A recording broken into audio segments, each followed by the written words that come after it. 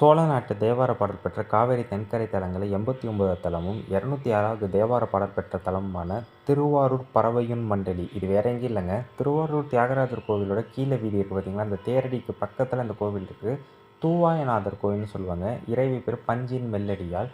இங்கே உள்ள தீர்த்தம் பார்த்திங்கன்னா அக்னி மூலையில் இருக்கிற தீர்த்தமாக சொல்கிறாங்க. இங்கே தான் சுந்தரர் தன்னோட அதில் குளித்து தன்னோட வலது கண்ணை பெற்றார் அப்படின்னு சொல்லுவாங்க. இடது கண்ணை காஞ்சிபுரத்தில் பெற்றார்.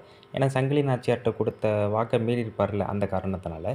இக்கோயிலுக்கு பின்புறம் திருநீலகண்ட நாயனார் கோயிலும் தெற்கு சன்னதியில் பறவை நாச்சியார் கோயிலும் இருக்கும்.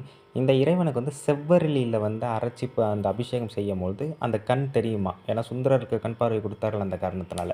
15ஆம் நூற்றாண்டில் அருணகிரிநாதர் முருகனை பாடியுள்ளார். அதே மாதிரி இங்கே ஆதிகேசவ பெருமாளுக்கும் லிங்கோத்பவர் சன்னதிக்கு இடம் அவர் சன்னதி இருக்குது. திருமண்டலியுட மகாதேவர் அப்படின்னு கல்வெட்டுகளில் குறிப்பிடப்படுறாங்க.